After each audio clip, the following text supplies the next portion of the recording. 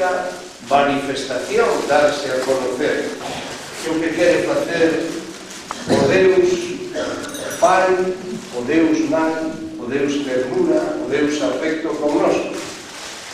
E a veces somos nós que impedimos ese acercamento.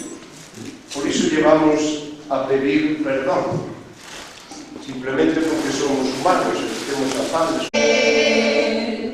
Foronda con el a Roma, revestido no altare, misa nova que decire, misa nova que cantare.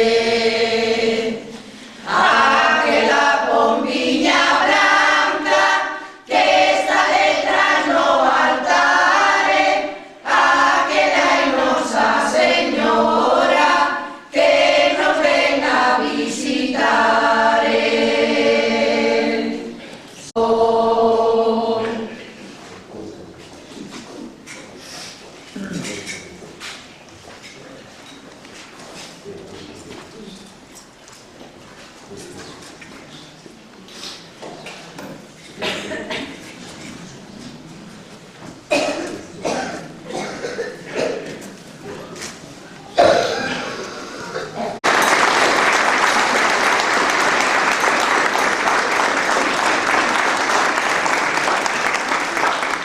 E agora, mentras van a dar a bicar o neno Xesús, oramos, pois seguides cos vosos cantos que nos animan, que nos dan delicia e esperanza.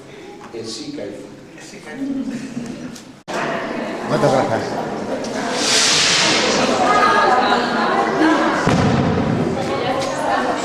Veña, veña, vai.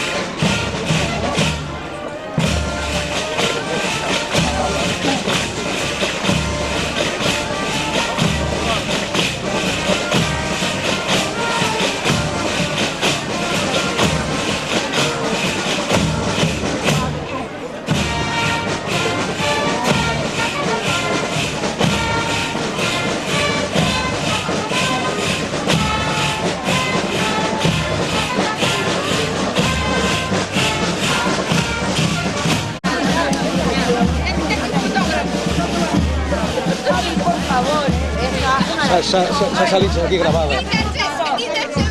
Xa saliste aquí grabada. Xa saliu o teu grito aquí. Sí, sí.